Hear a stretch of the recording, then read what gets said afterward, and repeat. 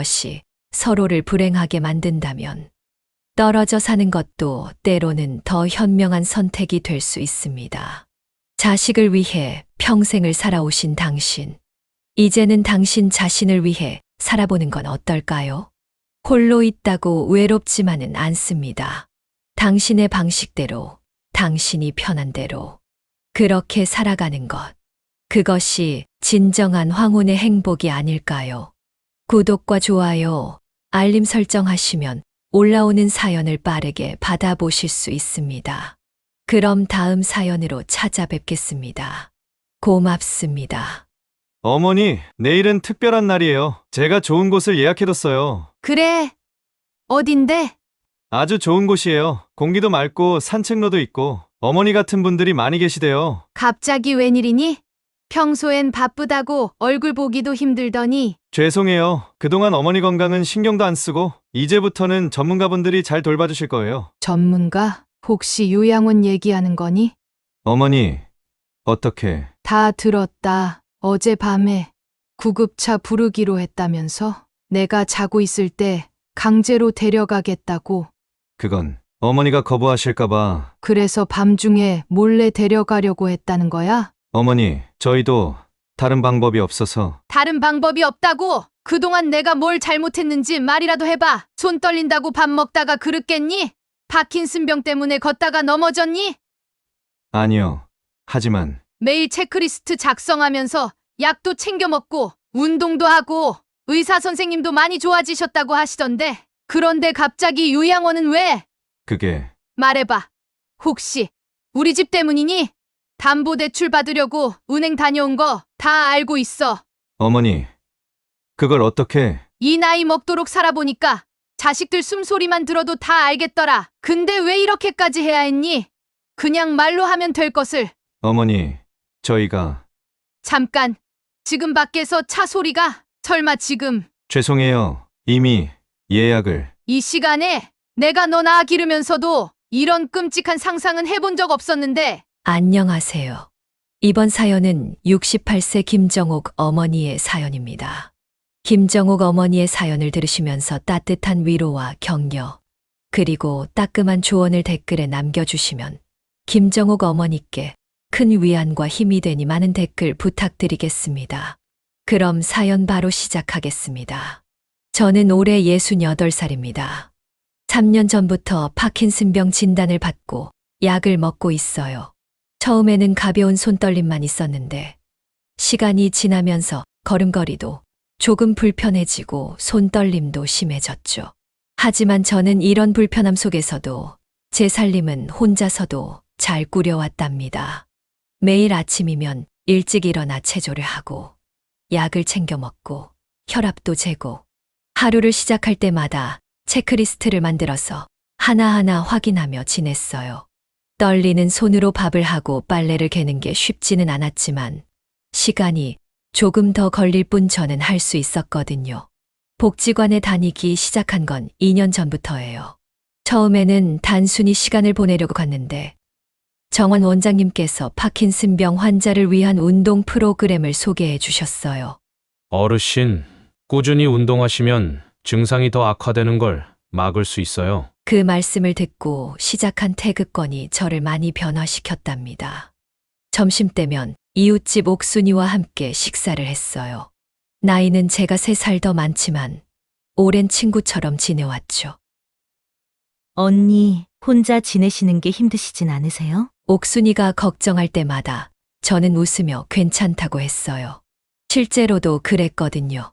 아들이 분가한 후로 10년 넘게 혼자 살면서도 나름 활기차게 지내왔으니까요. 그러던 어느 날이었어요. 평소처럼 아침에 일어나 커피를 마시려는데 갑자기 눈앞이 캄캄해지면서 그대로 주저앉고 말았어요. 정신을 차려보니 옥순이가 제 옆에서 울상을 지으며 걱정하고 있더라고요. 언니, 괜찮으세요? 제가 문이 열려 있길래 들어와 보니까 쓰러져 계시잖아요. 이러다가 큰일 날 수 있어요. 다행히 저는 금방 정신을 차렸지만 그 일을 계기로 아들 준호가 자주 연락을 하기 시작했어요. 평소에는 바쁘다고 한 달에 한 번 정도나 얼굴 보기 힘들었는데 어머니, 이제는 혼자 계시면 위험할 것 같아요. 당분간 우리 집에서 지내시는 게 어떠세요? 아들의 걱정 어린 목소리가 오히려 제 마음을 따뜻하게 했어요. 아들네 집으로 거처를 옮기던 날, 옥순이가 절 붙잡고 한참을 망설이더니 말했어요. 언니, 요즘 자식들이 부모님을 요양원으로 보내는 일이 많다고 해요. 우리 동네에서만 해도 벌써 3분이나. 저는 그때 옥순이의 말을 그저 기우라고만 생각했어요. 아이고, 우리 준호가 그럴 리가 없지. 며느리 미영이도 처음에는 무척 반가워했어요.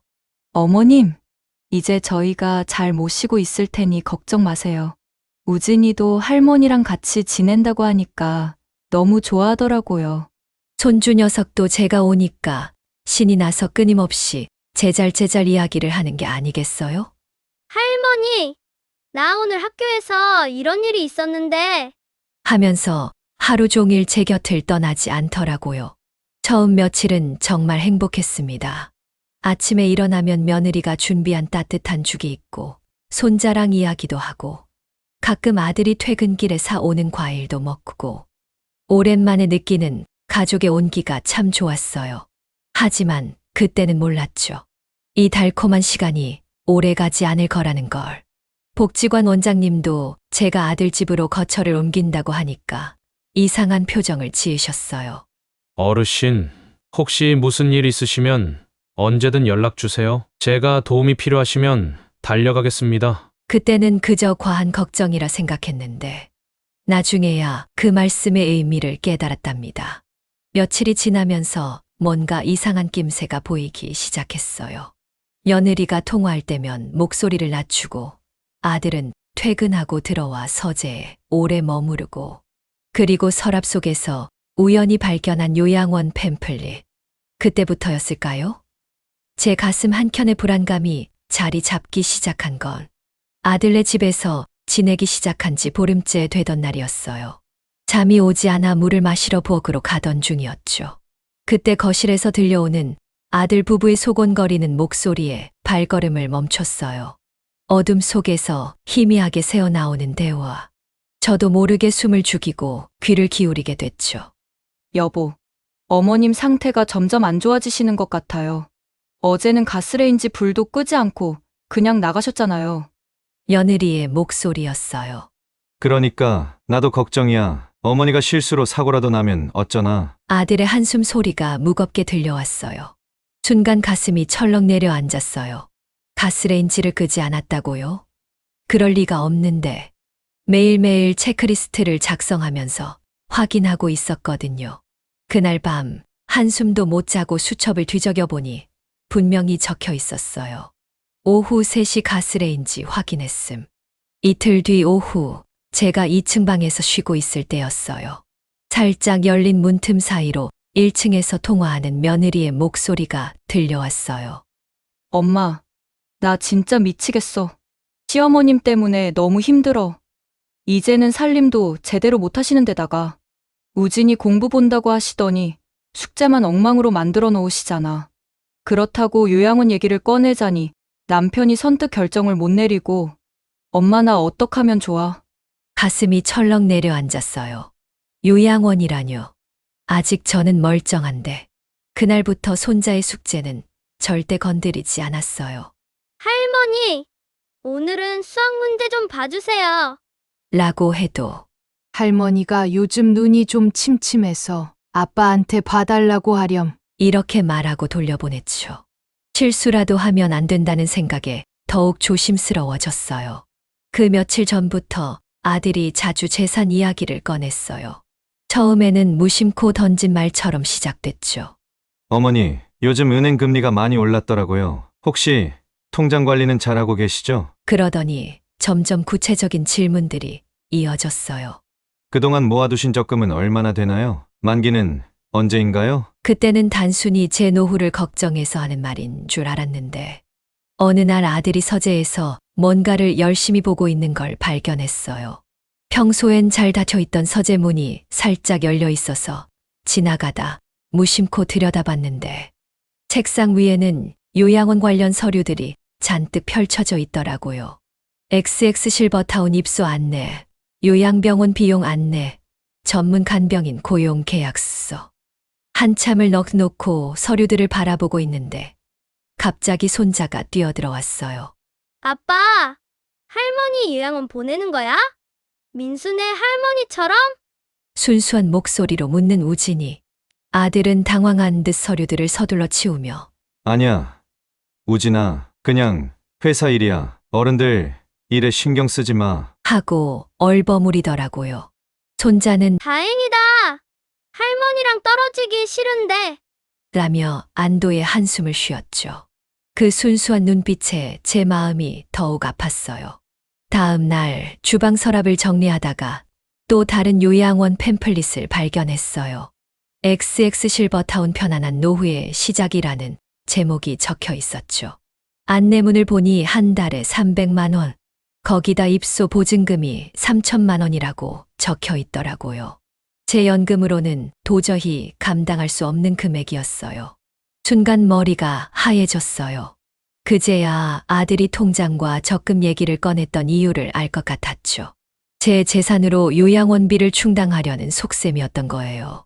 팸플릿을 보다가 손이 떨려와서 그만 바닥에 떨어뜨리고 말았어요. 주워 올리려고 허리를 굽히는데 그 순간 현기증이 확 밀려왔죠. 옥순이가 말했던 이웃들의 이야기가 하나둘 떠올랐어요. 이 동네 박 할머니도 얼마 전에 요양원으로 가셨대요.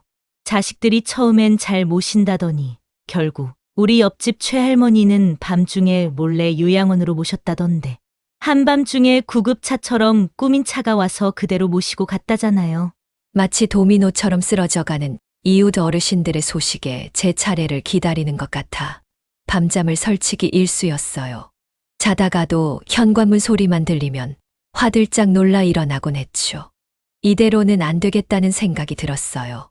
무언가 대책을 세워야만 했죠. 하지만 무엇부터 해야 할지. 그때 문득 복지관 원장님의 말씀이 떠올랐어요. 다음 날 아침 일찍 복지관을 찾아갔어요. 원장님께 모든 상황을 털어놓았죠. 어르신, 제가 예상했던 일이에요. 요즘 이런 일들이 많이 일어나고 있거든요. 하지만 걱정 마세요. 저희가 도와드릴게요. 원장님의 따뜻한 말씀에 눈물이 났어요. 원장님은 법률 상담을 받아보라고 하셨어요. 어르신의 의사에 반해서 강제로 요양원에 보내는 건 불법이에요. 미리 서류도 준비하고 대책도 세워두시는 게 좋겠어요. 그날부터 저는 제 나름의 준비를 시작했답니다. 먼저 통장과 도장을 안전한 곳으로 옮겨두었어요. 매일 쓰는 체크리스트도 더 꼼꼼히 작성했고, 파킨슨병, 약 복용 기록과 건강 상태도 빠짐없이 기록했죠.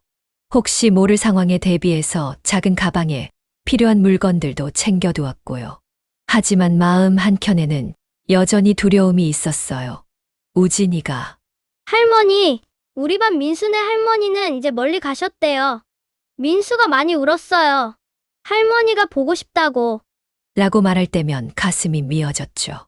저도 이렇게 우진이와 헤어지게 될지도 모른다는 생각에 그렇게 불안한 나날들이 이어지던 어느 날, 드디어 그들의 계획이 본격적으로 시작됐어요.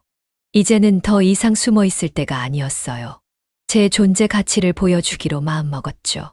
매일 새벽 5시면 일어나 행동을 시작했어요. 떨리는 손으로 밥을 하고 반찬을 준비하는 게 쉽지는 않았지만 포기하지 않았답니다. 아침 6시면 된장찌개가 보글보글 끓고 반찬 3가지에 따끈한 영양죽까지.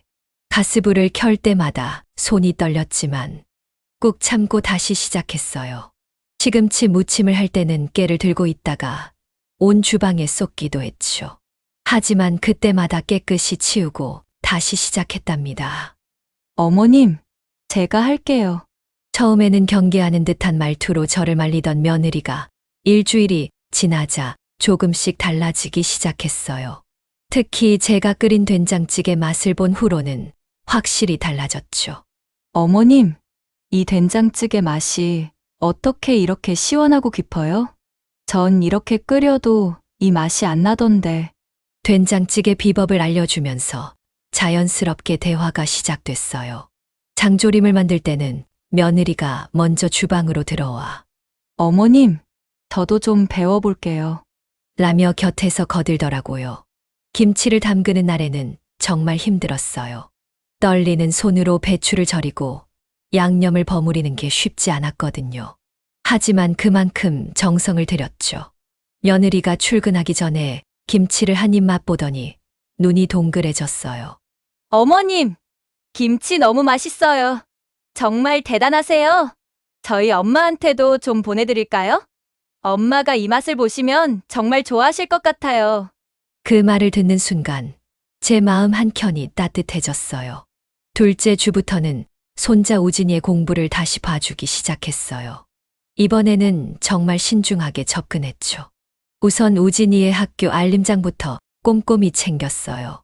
숙제를 하나하나 확인하고 시험 일정도 달력에 표시해 두었죠. 우진아, 이 문제 우리 같이 한번 읽어볼까? 할머니가 힌트를 줄 테니 내가 직접 풀어보는 거야. 문제를 풀다가 틀려도 절대 야단치지 않았어요. 대신 왜 이렇게 생각했어? 라고 물어보면서 아이의 생각을 먼저 들어주었죠. 손이 떨려서 글씨를 쓰기 힘들 때는 천천히 또박또박 설명해 주었어요. 그러다 보니 우진이가 점점 자신감을 가지기 시작했어요. 할머니, 이번에는 제가 먼저 풀어볼게요. 하면서 적극적으로 공부하더라고요. 한 달이 채 지나지 않아 놀라운 변화가 있었어요. 할머니, 제가 이번에 반에서 3등 했어요. 선생님이 칭찬해 주셨어요. 우진이가 들고 온 시험지를 보며 가슴이 벅차올랐어요. 건강관리도 더욱 철저히 했어요. 매일 아침 8시에는 복지관 태극권 수업에 빠지지 않고 참석했죠. 처음에는 떨리는 손발 때문에 동작을 제대로 따라하기도 힘들었어요. 하지만 포기하지 않고 매일매일 연습했더니 한 달이 지나자 놀라운 변화가 있더라고요. 어르신, 요즘 손떨림이 많이 좋아지신 것 같아요. 동작도 훨씬 안정되셨어요. 강사 선생님의 말씀에 얼마나 기뻤는지 몰라요. 오후 2시에는 실버 요가 시간. 처음에는 무릎이 아파서 자리에 앉았다 일어나는 것도 힘들었는데 이제는 가벼운 스트레칭도 할 수 있게 됐어요. 법적인 대비도 착실히 해두었어요. 매주 화요일 복지관에서 하는 무료 법률 상담을 통해 꼼꼼히 준비했죠.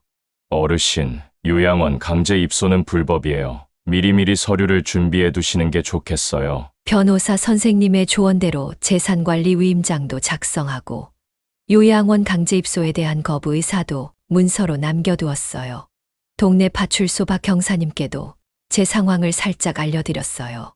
어르신, 무슨 일 있으시면 바로 연락 주세요. 저희가 즉시 출동하겠습니다. 강제로 요양원에 모시려 하는 건 명백한 불법이니까요. 든든한 지원군이 생긴 것 같아 마음이 한결 가벼워졌어요. 하지만 방심할 순 없었어요. 가끔 들려오는 아들 부부의 소곤거림, 서재에 쌓여가는 요양원 팸플릿들. 어느 날은 아들의 휴대폰에서 실버타운 대출 상담이라는 문자가 와 있는 것을 우연히 보기도 했죠. 이 평화로운 일상이 얼마나 갈지 알 수 없었지만 이제 전과는 달랐어요. 당당히 맞설 준비가 되어 있었거든요. 이웃들과도 더 가까워졌어요. 2층의 정선희 씨네 딸 민지는 초등학교 3학년, 1층의 박서연 씨네 아들 준수는 4학년이었는데 두 아이 모두 맞벌이 가정이라 방과 후에 혼자 있는 시간이 많더라고요. 어머님, 혹시 우리 애들 좀 봐주실 수 있으세요? 하고 부탁을 받게 된 게 시작이었어요. 처음에는 숙제 봐주는 것부터 시작했죠. 아이들이 학원에서 돌아오는 4시쯤이면 제가 간식을 준비해뒀어요. 떨리는 손으로 사과를 깎고 샌드위치를 만드는 게 쉽지는 않았지만 아이들이 맛있게 먹는 모습을 보면 그런 수고로움도 다 잊혀졌어요. 입소문이 났는지 점점 더 많은 아이들이 모여들었어요. 3층의 김도윤이, 옆 동네 이지은이까지. 매일 오후면 제 집이 작은 도서관이 되었답니다. 우리 준수가 할머니랑 있는 시간이 제일 좋대요. 간식도 맛있고 숙제도 잘 가르쳐 주신대요. 아이들 어머니들의 감사 인사를 들을 때마다 제 존재 가치를 다시 한번 확인하는 것 같았어요. 만약의 사태를 대비해서 복지관 원장님께 부탁드려서 작은 사물함도 하나 만들어뒀어요. 거기에는 제 통장과 도장, 중요한 서류들을 보관해 두었죠. 만약 강제로 요양원에 보내려고 하면 그때는 제가 준비해둔 것들로 제 권리를 지켜낼 수 있을 거예요. 이렇게 하루하루 지내다 보니 어느새 6개월이 흘렀어요. 파킨슨병 약을 꾸준히 먹고 운동도 하니 손떨림도 많이 좋아졌고 걸음걸이도 한결 안정되었죠. 하지만 그날 예상치 못한 일이 벌어지고 말았어요. 그날은 평소와 다름없는 저녁이었어요. 저는 우진이와 함께 숙제를 보고 있었죠. 할머니, 이 문제는 이렇게 풀면 되나요? 우진이의 질문에 대답하려는 그때 아들이 조심스럽게 저를 불렀어요. 어머니, 잠시 이야기 좀 나눌까요? 거실에는 아들과 며느리가 나란히 앉아 있었어요. 며느리의 손에는 낯익은 팸플릿이 들려 있었죠. 순간 가슴이 철렁 내려앉았어요. 드디어 이 순간이 온 거예요. 어머니, 제가 좋은 곳을 하나 알아봤어요. 치료시설도 잘 되어 있고 같은 연세의 어르신들도 많이 계시고. 아들의 말이 채 끝나기도 전에 저는 차분하게 물었어요. 요양원 말하는 거니? 제 말에 아들 부부는 깜짝 놀란 듯 했어요. 어머니, 어떻게 아셨어요? 며느리가 놀란 목소리로 물었죠. 다 알고 있었단다. 너희가 몰래 요양원 알아보고 다닌 것도, 입소 상담받은 것도. 어머니, 저희가 그동안 말씀을 못 드렸던 건 아들이 말을 고르더니 이어갔어요. 파킨슨병이 지금은 좋아지신 것 같지만 의사 선생님 말씀으로는 앞으로 더 진행될 수 있대요. 미리 준비하는 게 좋다고. 하지만 전 이미 의사 선생님과 상담을 해둔 상태였죠. 난 매주 병원 가서 검사받고 있어. 의사 선생님도 요즘 많이 호전됐다고 하시던데. 며느리가 한숨을 쉬며 끼어들었어요. 어머님, 얼마 전에도 가스레인지를 낮은 불로 켜놓고 계셨잖아요. 저희가 퇴근하고 들어왔을 때. 순간 제 손에 들린 수첩을 꼭 쥐었어요. 그건 일부러 낮은 불로 켜둔 거야. 매주 콩을 삶고 있었거든. 여기 봐. 그날 체크리스트에 다 적혀 있어. 그때였어요. 갑자기 문이 벌컥 열리면서 손자 우진이가 들어왔어요. 안 돼요. 할머니 보내면 안 돼요. 아이의 눈에는 이미 눈물이 그렁그렁했어요. 우진아. 아들이 달래듯 부르자 우진이가 제 품으로 파고들었어요. 할머니가 있어서 제가 공부도 잘하게 됐고, 이제 반에서 3등이에요. 선생님이 칭찬도 해주셨단 말이에요. 아들의 표정이 순간 흔들렸어요. 하지만 이내 단단한 얼굴로 말을 이었죠. 어머니, 사실 이미 입소 수속은 다 마쳤어요. 다음 주부터. 그 말을 듣는 순간 온몸에 힘이 빠졌어요. 제 의사는 전혀 묻지도 않고 이미 모든 걸 결정해버린 거예요. 그럼 내 재산은? 내 통장은 어쩌고? 제가 떨리는 목소리로 물었어요. 아들이 잠시 망설이다가 대답했죠.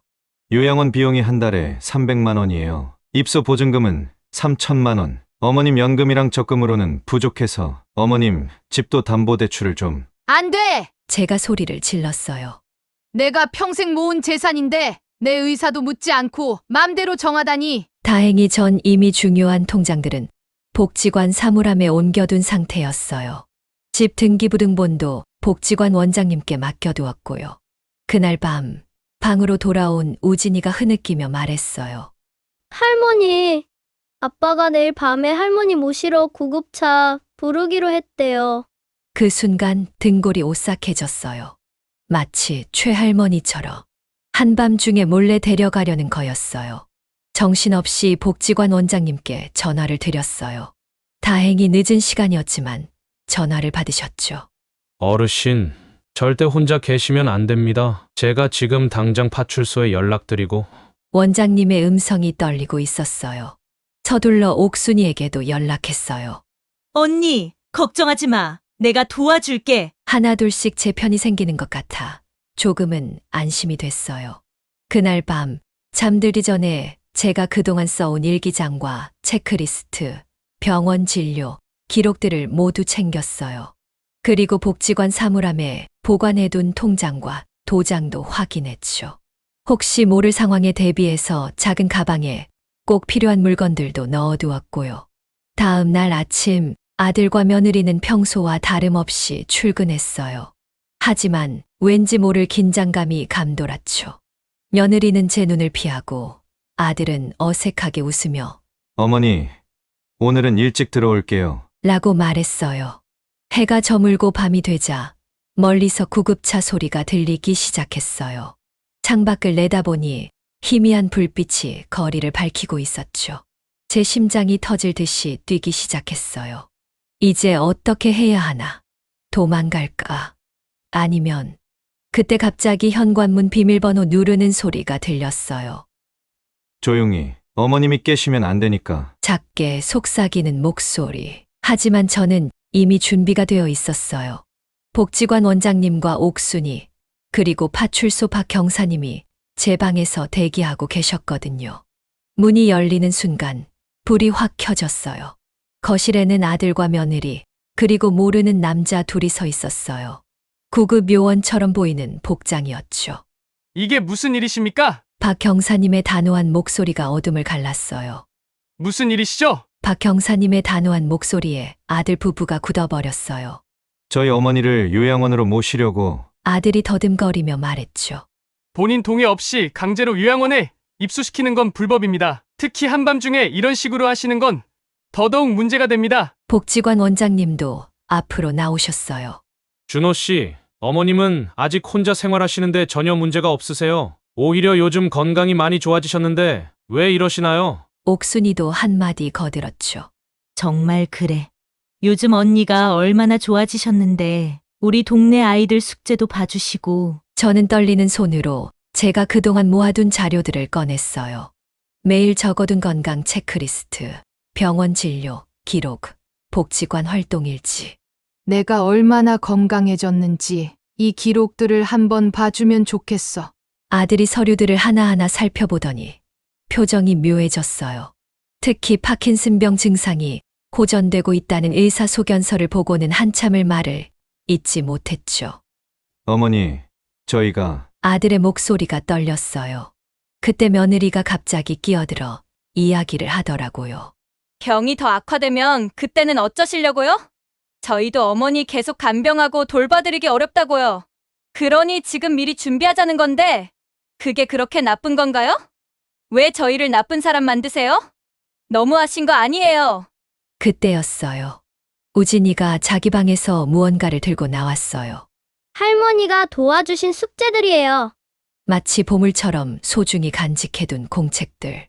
거기에는 제가 봐준 숙제마다 빨간 펜으로 꼼꼼히 첨삭해준 흔적들이 남아 있었죠. 할머니가 계시면서부터 제 성적이 이렇게 올랐어요. 선생님도 칭찬해 주시고 저 이제 공부하는 게 재미있어요. 일기장도 있었어요. 오늘도 할머니가 숙제를 도와주셨다. 손이 떨리는데도 글씨를 예쁘게 쓰시면서 하나하나 설명해 주신다. 할머니는 마법사 같다. 어려운 문제도 쉽게 설명해 주시고 내가 틀려도 절대 화내지 않으신다. 우진이의 일기를 읽는 동안 아들과 며느리의 눈시울이 붉어졌어요. 이웃들도 하나둘 모여들었어요. 2층에 정선희 씨가 급히 내려왔고 1층에 박서연 씨도 올라왔죠. 어머님 덕분에 우리 애들 공부가 많이 늘었어요. 매일 학원 갔다 오면 어머님께 가서 숙제하는 게 일상이 됐는데. 정선희 씨의 말에 다른 분들도 고개를 끄덕이셨어요.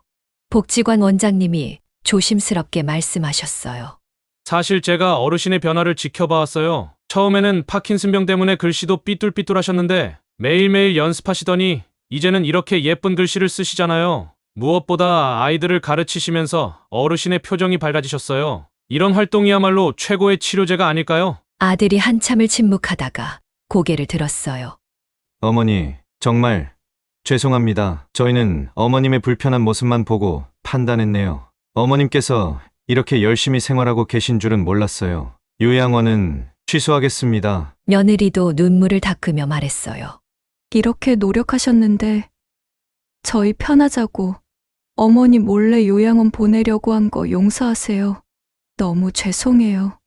앞으로는 어머님께 반찬 만드는 것도 배우고 싶어요.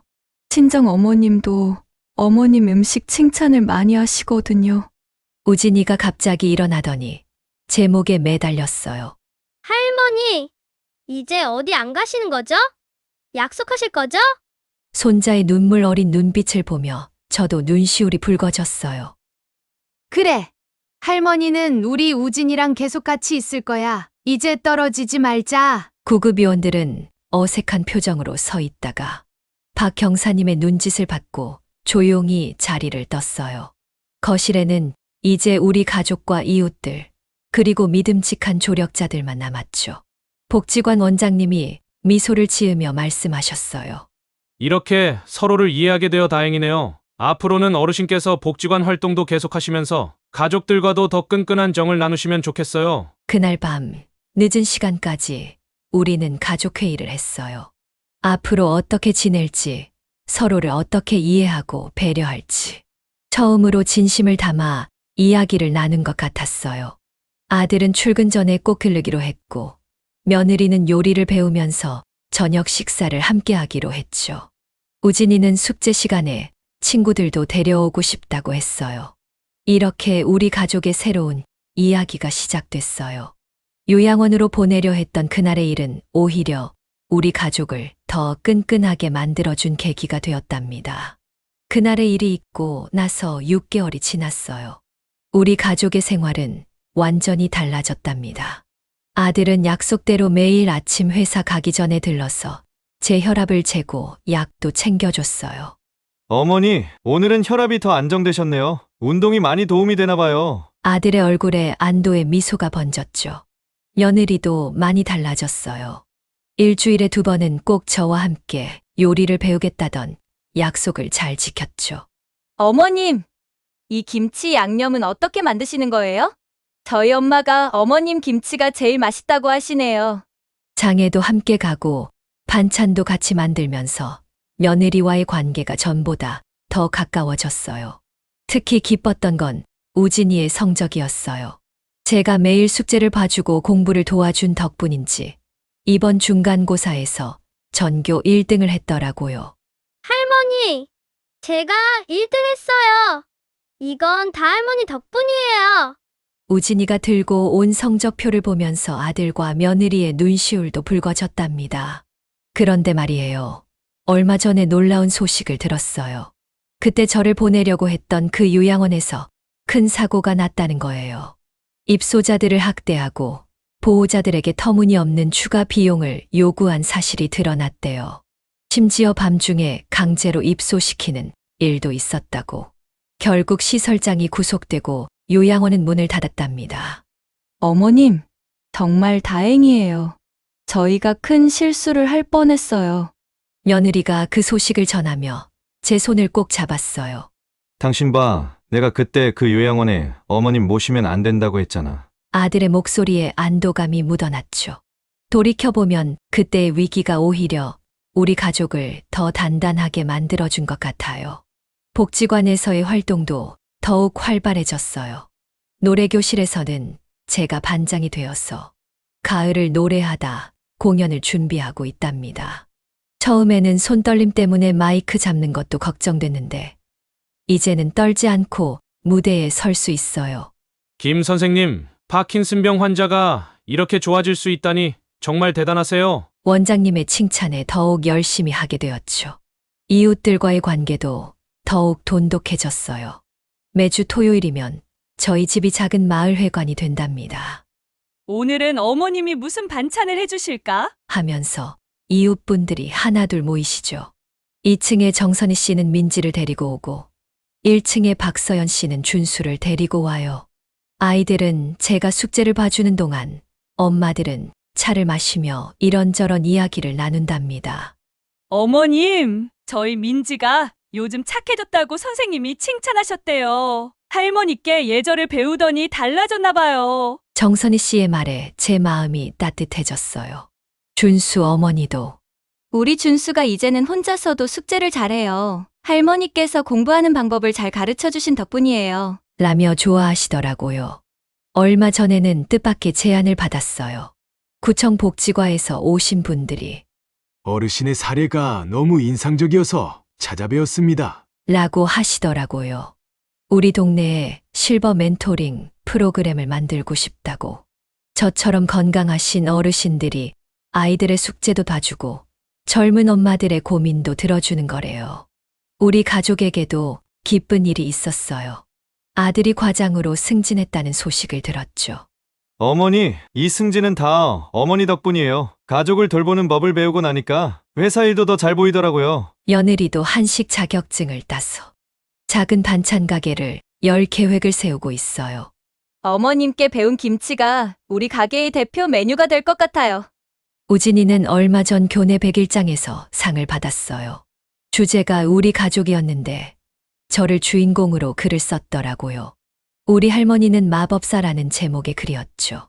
떨리는 손으로도 맛있는 음식을 만들고 어려운 수학 문제도 쉽게 설명해주는 할머니가 마법사 같다고. 그 글을 읽으면서 저도 모르게 눈물이 났답니다. 이제는 매일 아침이 기다려져요. 아들이 언제 올까? 우진이가 오늘은 무슨 이야기를 들려줄까? 며느리와는 무슨 요리를 만들까? 그리고 저녁이면 식탁에 둘러앉아 오늘 하루 있었던 일들을 이야기하며 웃음꽃을 피우죠. 그래서 저는 오늘도 일기장 마지막에 이렇게 적어요. 오늘도 참 행복한 하루였다. 내일은 어떤 행복이 올까? 요양원으로 보내려 했던 그날의 시련이 오히려 우리 가족을 더 단단하게 만들어 주었고, 저를 더 건강하고 행복한 사람으로 변화시켜 주었으니까요. 인생은 참 알 수 없는 것 같아요. 때로는 위기라고 생각했던 순간이 새로운 시작이 될 수도 있다는 걸 저는 그렇게 배웠답니다. 여기까지 김정옥 어머니의 사연이었습니다. 여러분은 어떻게 들으셨나요? 오늘 이 사연을 들으신 부모님들, 그리고 자녀분들께 꼭 하고 싶은 말씀이 있습니다. 나이 들어 몸이 불편해진다고 해서 요양원이 유일한 해답은 아닙니다. 오히려 가족들과 함께하는 시간, 이웃들과 나누는 정, 그리고 자신의 존재 가치를 느끼며 사는 것. 이것이야말로 최고의 치료제가 될 수 있습니다. 우리 부모님들도 자녀분들도 서로를 이해하고 대화하는 시간을 가져보시면 좋겠습니다. 위기가 찾아왔을 때 서로를 믿고 함께 해결하다 보면 오히려 그 시련이 가족을 더 단단하게 만들어줄 수도 있으니까요. 여러분의 가정에도 이런 따뜻한 대화와 이해가 가득하시길 바랍니다. 구독과 좋아요, 알림 설정하시면 올라오는 사연을 빠르게 받아보실 수 있습니다. 그럼 다음 사연으로 찾아뵙겠습니다. 고맙습니다.